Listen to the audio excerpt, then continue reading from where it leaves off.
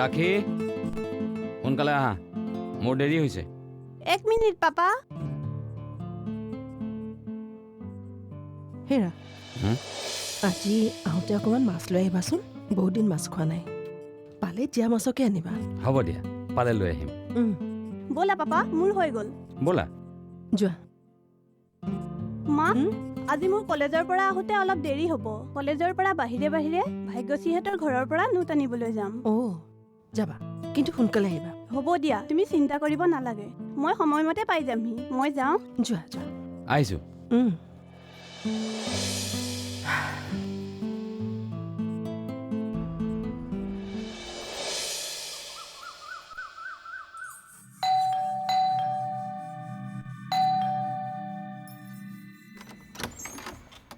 আৰে সাবিত্ৰী দেখোন, বহুত দিনৰ পাছত নহয়? বহ বহ।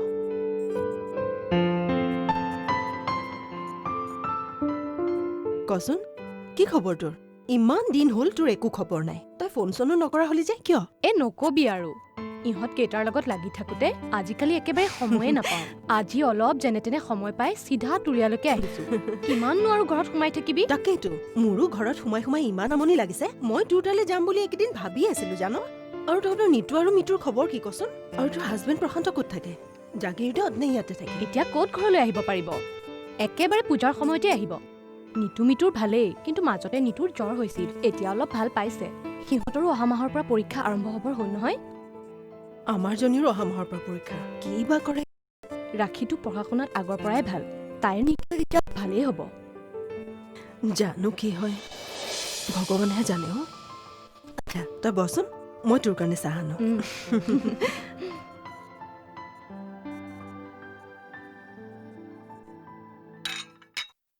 বাৰু কচোন, তোৰ মিষ্টাৰৰ খবৰ কি? আজিকালি খোৱা পিয়াবিলাক এৰিছেনে নাই? আজি কেইদিনমান মই বুজাই বঢ়াই অকণমান খোৱাটো বন্ধ কৰি ৰাখিছোঁ। নাজানো কিমান দিন নোখোৱাকৈ থাকে। তেওঁৰ কথাৰ কোনো ঠিকেই নাই। সেইটো হয়, এইবোৰ অভ্যাস এৰুৱাটো বৰ টান। এনেই চব ঠিকে থাকে, কেৱল কিন্তু মদ খাই লোৱাৰ পাছতে মানুহজন সম্পূৰ্ণ সলনি হৈ যায় বুজিছ। অসুৰ হৈ পৰে তেওঁ। এই অভ্যাসটো যে মই মানুহজনক কেনেকৈ এৰুৱাওঁ তাকে মোৰ চিন্তা জাননে। তই হাৰি নাযাবি, চেষ্টা কৰি থাক। তই লাগি থাকিলে এদিন সফল নিশ্চয় হবি। জানো কি হয়। মোৰ জীৱনত বাকী আৰু একোৱে সমস্যা নাই সাবিত্ৰী। কেৱল মানুহটো বৈধ অভ্যাসটোৰ পৰা আঁতৰাই আনিব পাৰিলে মোৰ আৰু কোনো চিন্তা নাই। হ'ব দে, তই ইমান চিন্তা কৰিব নালাগে, এদিন সকলো ঠিক হৈ যাব। ভগৱান আছে নহয়। বাৰু বহুত সময় মই বহিলোঁ, এতিয়া গৈ থাকোঁ দে। সময় পালে এদিন মোৰ তালৈ যাবি ভাত খোৱাকে। যাওঁ দে। ঠিক আছে হ'ব দে।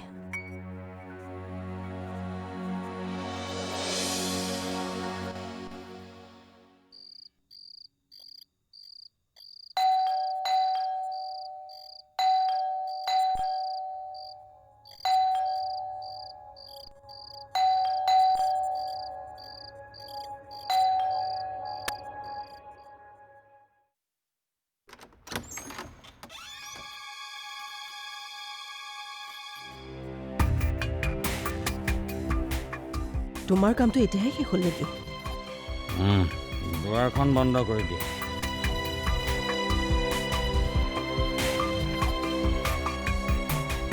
ৰাখি শুলে নেকি? এতিয়া ঘড়ীত কেইটা বাজিছে? ৰাতি 12 বাজিল এতিয়া। ৰাখি কি তোমাৰ সেই লগৰ মদাই কেইজনৰ নিচিনা নেকি যে ৰাতি 12 বজালৈকে তোমাৰ লগত বহি থাকিব? তুমি বাৰু এই ঘৰখনৰ পৰা ওলাই যোৱাৰ পাছত তুমি একেবাৰে পাহৰি যোৱা নেকি যে তোমাৰ এজনী গাভৰু কলেজত পঢ়া ছোৱালী আছে আৰু তোমাৰ এজনী পত্নী আছে। এই বিহুবা খাবৰ কাৰণে তোমাৰ সমস্ত লাজ মান সকলো শেষ কৰি দিছা। তোমাৰ অকণো লাজ নালাগে? বেছি পেক পেক কৰি নাথাকিবা। মই কি কৰি আছো আৰু কি কৰিব লাগে ভালকৈ জানো। ইমান কষ্ট কৰি থাকো, মাহটো এদিন অকণমান ফূৰ্তি কৰোঁতে তোমাৰ একেবাৰে গা জ্বলি যায়।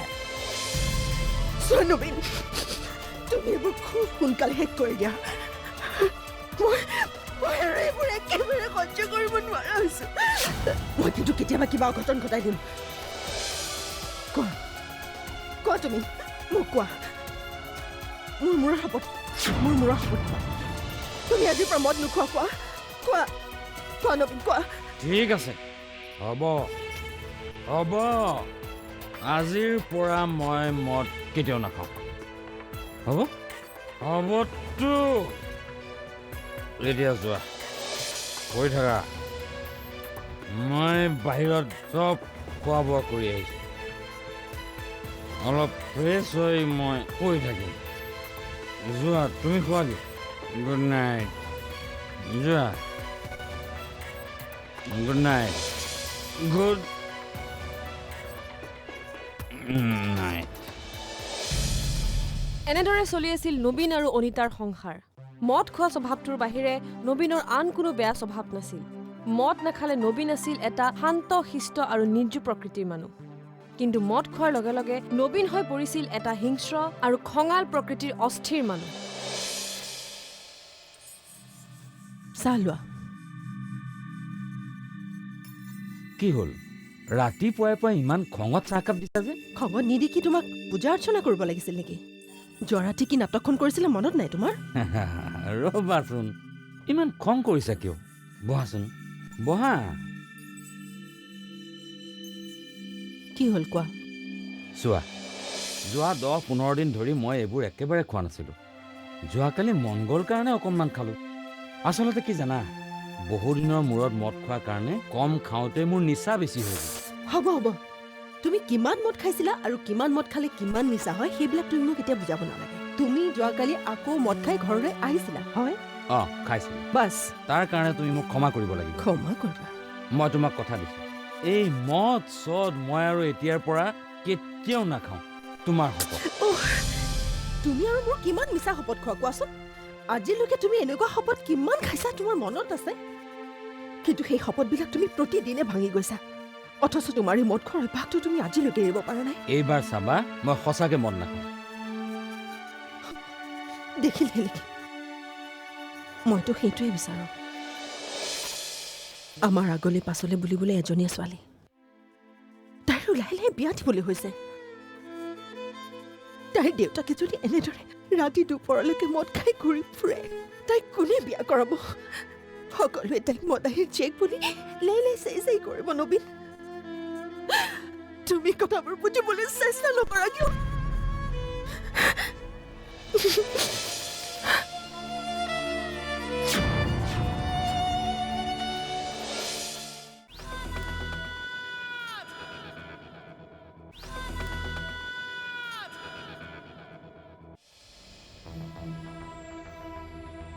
নবীন দা বাপৰে আজি ইমান খৰধৰকৈ কলৈ যোৱা ক'লৈ আৰু ঘৰলৈ আজিকালি অফিচৰ পৰা চিধা ঘৰ ক'লৈও যোৱা জুই নাই তাৰমানে তুমি আজিকালি অনিতা বৰ বাধ্য ছাত্ৰ যেন পাওঁ ঠিক তেনেকৈ দিয়া ৰাখিও ডাঙৰ হৈ আহিছে নহয় আজিকালি খোৱা খুইবোৰ একদম বন্ধ কৰিয়ে দিছোঁ নহ'লে ঘৰলৈ গৈ যিখনহে যুদ্ধ হয় নিচা ফাটি একেবাৰে পলাই যায় ভালেই কৰিছা দিয়া ময়ো আজিকালি এইবোৰ কমাই খাওঁ বুজিছোঁ পিছে তোমাৰ লগত আজি মই অলপ বহিম বুলি ভাবিছোঁ মোৰ হাতত এটা স্পেচিয়েল বস্তু আছে স্পেচিয়েল বস্তু কি স্পেচিয়েল বস্তু হে মোৰ খুলখালিটো লণ্ডনত ফুৰিবলৈ গৈছে আৰু তাৰ পৰা ঘূৰি আহোঁতে সি এটা চেম্পিয়নৰ বটল আনিলে মই ভাবিলোঁ আজি তোমাৰ লগত শ্বেয়াৰ কৰি খাওঁ তুমি যদি নোখোৱা মোৰ মনটো বেয়াই লাগিব সেইটো অৱশ্যে হয় মোক খুৱাম বুলি আশা কৰি আনিছা পিছে কি কৰিবা মই আজি এইবোৰ খাইতো আৰু ঘৰলৈ যাব নোৱাৰিম ঘৰত একেবাৰে অনিতাই মহাভাৰতৰ যুদ্ধ লগাই দিব একো নহয় দিয়াহে কিবা এটা কৈ দিবা চেম্পিয়নৰ এনেও গোন্ধ চুন্ধ বেছি নোলায় গম নাপায় বোলা আৰু শুনা গম পালে মই পাৰ্টি দিছোঁ বুলি ক'ব সদায় এনেকুৱা দামী বস্তু খাবলৈ ক'ত পাবা আৰু সুবিধা পাইছোঁ যেতিয়া দুইটাই আৰামছে খাই দিওঁ দিয়া খাওঁ বোলা ভাল লাগিব ব'লা তুমি বৰ সমস্যাত পেলাই দিলা হে নবীন দা একো সমস্যা নহয় ব'লা মতা মানুহে খাবই আৰু মাইকী মানুহে হাল্লা কৰিবই সেই বুলি তুমি নাখাবানে ব'লা বৰ সমস্যাত পেলালা হে ব'লা যি হয় পিছত দেখা যাব ব'লা এয়াহে মতা মানুহৰ কথা ব'লা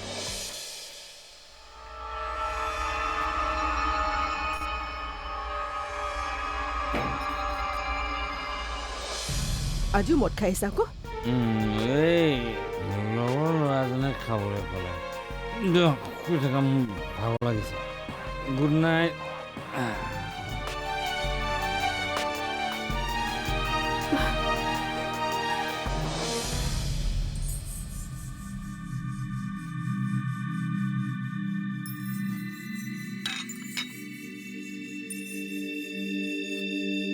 ৰাখি পাপাক কোৱা চাহ দিছোঁ বুলি পাপা চাহ দিছে এয়া খোৱা অঁ পাপাক সোধাচোন আজি অফিচলৈ যাবনে নাযায় পাপা তুমি আজি অফিচলৈ যাবানে নাই নাযাওঁ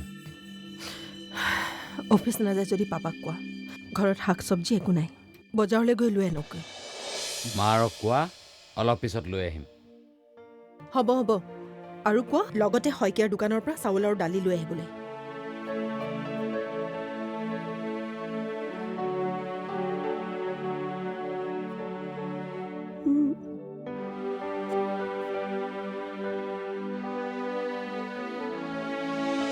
নবীন আৰু অনিতাৰ একমাত্ৰ ছোৱালী ৰাখীও ডাঙৰ হোৱাৰ পৰা মাক দেউতাকৰ কাজিয়াবোৰৰ অংশীদাৰ হৈছিল মাক দেউতাকৰ এনে বহু কাজিয়া তাই ভাঙিবলগীয়া হৈছিল বহুদিন মাতবোল নোহোৱাকৈ থকা মাক দেউতাকৰ ৰাখীৰ মাধ্যমেদিয়ে পুনৰ মাতবোল হৈছিল অলপ দিন সকলোবোৰ স্বাভাৱিকভাৱেই চলি আছিল তেতিয়াই অনিতাই নবীনক এটা প্ৰস্তাৱ দিলে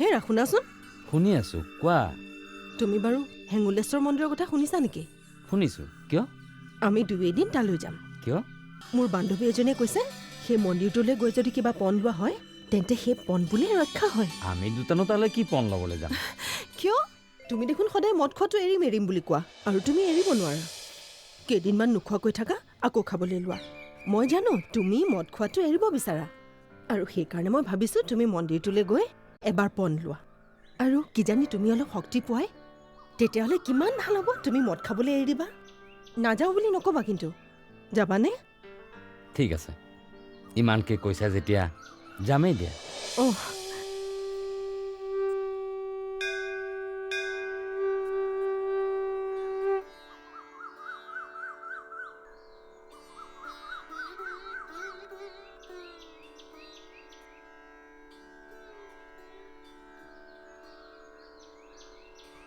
হেৰা তুমি এতিয়া শপতটো লোৱা হে প্ৰভু আজি তোমাৰ মন্দিৰত তোমাক সাক্ষী কৰি মই শপত খাইছোঁ মই আৰু জীৱনত কেতিয়াও মদ নাখাওঁ মোৰ এই শপত ৰক্ষা কৰিবলৈ তুমি যেন মোক শক্তি দিয়া হ'বনে হ'ব এতিয়া সেৱা কৰা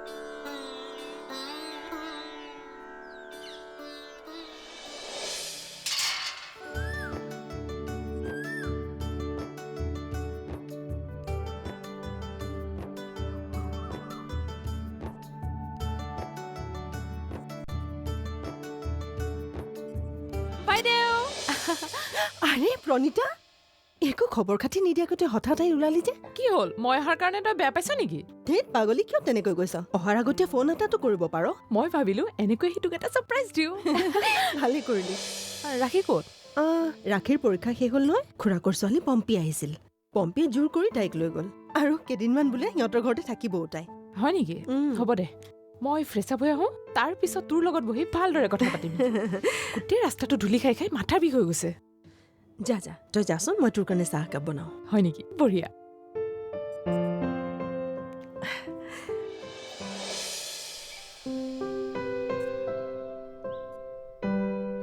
অঁ অনিতা কিবা বজাৰ কৰিবলগীয়া আছে নেকি মই কিবা এটা কামত বাহিৰলৈ যাওঁ কিবা আছে যদি বজাৰখিনি কৰি লৈ আহিম তোমাৰ এতিয়ানো আকৌ কি কাম আছে অঁ আছে দিয়া কিবা এটা কাম সেইবোৰ তুমি বুজি নাপাবা মই চব বুজি পাওঁ তোমাৰ আকৌ সেই পুৰণি বেমাৰটোৱে উক দিছে যেন পাইছোঁ আহা মই সেইবোৰ কৰিবলৈ নাযাওঁ নহয় তুমি মিছাতে সেইবোৰ কথা কোৱা সেইবোৰ কথা বাদ দিয়া মুঠতে তুমি আজি ওলাই যাব নোৱাৰা বাইদেৱে ঠিকেই কৈছে ভিনদেউ আজি আপুনি যাব নালাগে দিয়ক আজি আমি গোটেইকেইটা একেলগে বহি আড্ডাকে মাৰো ন? অঁ হয় নেকি ঠিক আছে বাৰু আজি যোৱাটো কেঞ্চেল কৰিলো ব'লা আড্ডাকে মাৰি হা তেতিয়াহ'লে এটা কাম কৰা তোমালোক দুজন বহা অঁ মই চাহ লৈ আহোঁ অঁ যোৱা তুমি চাহ বনোৱাগে অঁ কোৱা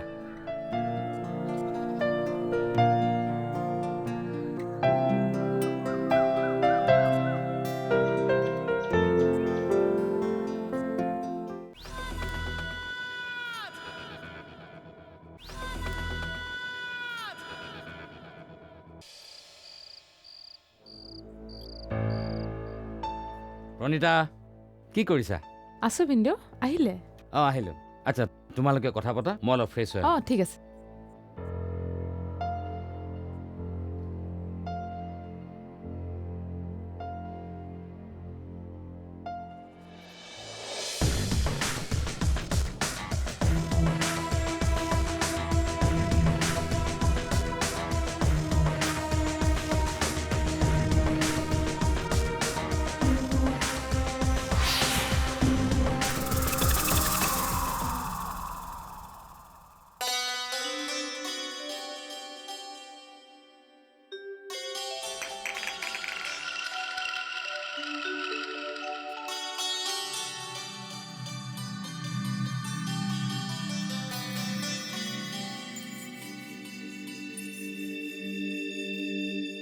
নবীন নবীন হা এইটো কি এইটো মানে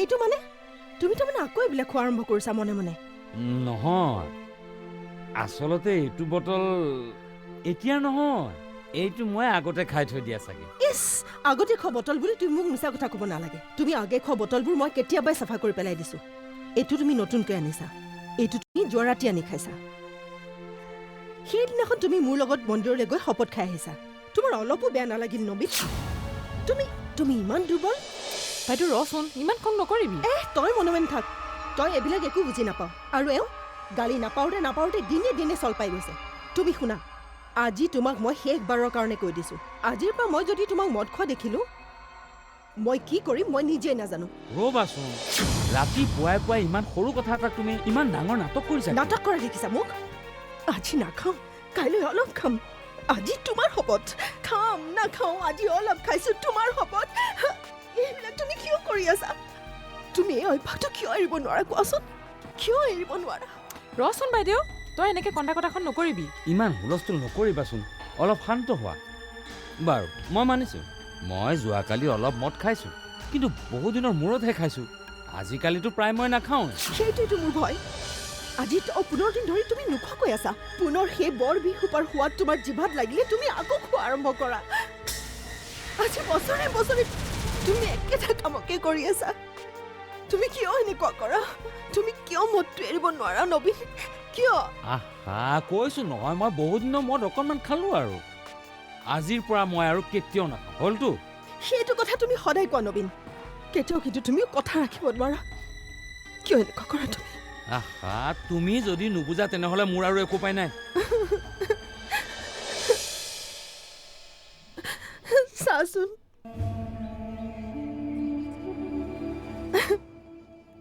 নাকান্দিবিচোন বাইদেউ প্ৰতি 10-15 দিনৰ পিছত নবীনে নিজৰ প্ৰতিশ্ৰুতি ভংগ কৰি পুনৰ মদ খাবলৈ আৰম্ভ কৰিছিল আৰু সেই কথাটো অনিতাই কিবা প্ৰকাৰে হ'লেও গম পাইছিল যাৰ ফলত সিহঁতৰ মাজত লাগিছিল দুৰ্বাদল কাজিয়া সিহঁতৰ মাজত লাগি থকা এই কাজিয়াৰ যেন কোনো অন্তই নাছিল তোৰ কথানি বৰ বেয়াকৈ ক'লো ন তই বেয়া নাপাবি দেই নাই নাই মই কিয় বেয়া পাম মই বুজি পাওঁ নহয় আচলতে কি জানো ভিনদৈয়ে মদ খোৱা বুলি গম পালে মোৰ একেবাৰে মূৰটোৱে কাম নকৰা হয় মই শুনিছোঁ আজিকালি মদুৰা বুলি কিবা ঔষধো পায় সেইবোৰ চব মিছা একো লাভ নাই সেইবোৰ খুৱাই কেৱল টকা ঘটাৰ উপায় সেইবোৰ তেতিয়াহ'লে তই এতিয়া কি কৰিম বুলি ভাবিছ সেইটোৱেতো মই ভাবি পাৰ পোৱা নাই মোৰ মতে তই ভিনদুক ঠাণ্ডা মগজেৰে বুজালে বুজি পাব নেকি মই আৰু সেইবোৰ কৰিবলৈ এতিয়ালৈকে বাকী ৰাখিছোনে বাৰু ভিনদুৱে মদ খালে ৰাতি তোৰ লগত কাজিয়া পচাল কৰে নেকি নকৰিবনে মদ খাবলৈ লোৱাৰে পৰা মানুহটোৱে সৰু সৰু কথাতে মোৰ লগত কাজিয়া কৰে মাজে মাজে কেতিয়াবা মাৰপিটো কৰে তই এইবোৰ কথা মোক বা ঘৰৰ মানুহক আগতে জনোৱা নাছিলি কিয়? ভাবিছিলোঁ এদিন সকলো নিজে নিজে ঠিক হৈ যাব। বহুত চেষ্টা কৰিলোঁ, হাৰি গ'লো মই। কেতিয়াবা এনেকুৱা লাগে যেন বিয়ে সোপা খাই মৰি থাকিম।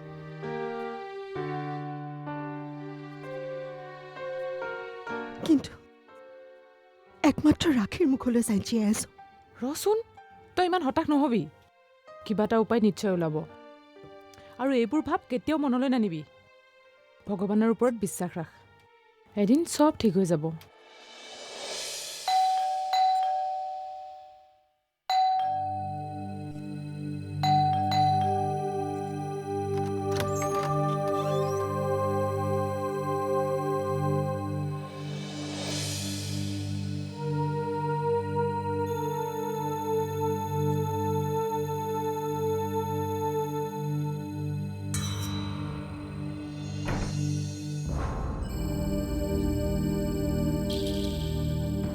কি হ'ল? আজি একো নোকোৱা নেকি? কিবা কৈ জানো কিবা লাভ আছে? আৰু মই ক'লেও জানো তুমি এই মদ খোৱা স্বভাৱটো এৰিব পাৰিবা? অঁ, খামেই, সদায় খাম। তুমি যিমানেই বাধা দিবা সিমানেই মই বেছিকৈ খাই দেখুৱাম। খোৱা, যিমান মন যায় তুমি মদ খোৱা, আৰু মদ খাই খাই তুমি মৰি যোৱা। অঁ, মই মৰি যাওঁ, জীয়াই থাকোঁ, সেইটো মোৰ কথা। তাত মাত মাতাৰ তোমাৰ অধিকাৰ নাই। অধিকাৰৰ কথা নক'বা নবীন। অধিকাৰৰ কথা ক'বলৈ হ'লে মই তোমাক বহুত কথাই ক'ব পাৰোঁ। কোৱা, যিমান কথা ক'বলৈ মন আছে তুমি কোৱা। কম মই। কিন্তু মোৰ ওপৰত মাত নামাতিবা। আজি ৰাতিপুৱা ভনীয়াৰ লগত বৰ কথা কৈছিলোঁ। তোমাৰ খং মই বহুত সহ্য কৰিছোঁ। এতিয়াৰ পৰা নকৰোঁ। আৰু এতিয়াৰ পৰা তুমি মোক যদি খং কৰা তেতিয়াহ'লে কি কৰিবা তুমি মোক? তোমাৰ পত্নী হিচাপে মোৰ তোমাক যিখিনি ক'বলৈ মন যাব মই কমেই, আৰু মোৰ খং উঠিলে তোমাক যি কৰিব মন যায় মই কৰিমেই। মই তোমাক ভয় কৰোঁ বুলি ভাবিছা নেকি? তোৰ দেখোন বৰ কথা। এই নবীন, কি কৰিছা তুমি? নবীন, কি কৰিছা? প্লিজ নবীন। অৱশেষত মদৰ নিচাত আৰু খঙৰ ভমকত নবীনে নিজ পত্নী অনিতাক হত্যা কৰি পেলালে। পুলিচে আহি নবীনক গ্ৰেপ্তাৰ কৰি নিনিয়া পৰ্যন্ত সি অনিতাৰ নিথৰ দেহটোলৈ চাই তাতেই বহি আছিল। পুলিচৰ আগত দিয়া নবীনৰ স্বীকাৰোক্তিৰ ভিত্তিত মহামান্য আদালতে নিজ পত্নীক হত্যা কৰাৰ অপৰাধত দণ্ডবিধি আইনৰ ৩০২ ধাৰা মতে নবীনক ১২ বছৰ সশ্ৰম কাৰাদণ্ড বিহে। সি বৰ্তমান জেলত। আৰু নবীন আৰু অনিতাৰ একমাত্ৰ ছোৱালী ৰাখীয়ে বৰ্তমান মাহীয়েক প্ৰণীতাৰ তত্বাৱধানত থাকি পঢ়া শুনা কৰি আছে। মদৰ নিচাই কেনেকৈ এজন সুস্থ সবল আৰু নিৰ্জু মানুহক অমানুষ আৰু হত্যাকাৰী সজাব পাৰে, এই সত্য ঘটনাটোৱে হৈছে তাৰ জ্বলন্ত নিদৰ্শন। এনেকুৱা এটা সত্য অপৰাধৰ কাহিনী লৈ মই পুনৰ উপস্থিত হ'ম পৰৱৰ্তী খণ্ডত। সদায় সজাগ আৰু সচেতন থাকক আৰু অপৰাধৰ সন্মুখীন হওক সাহসেৰে।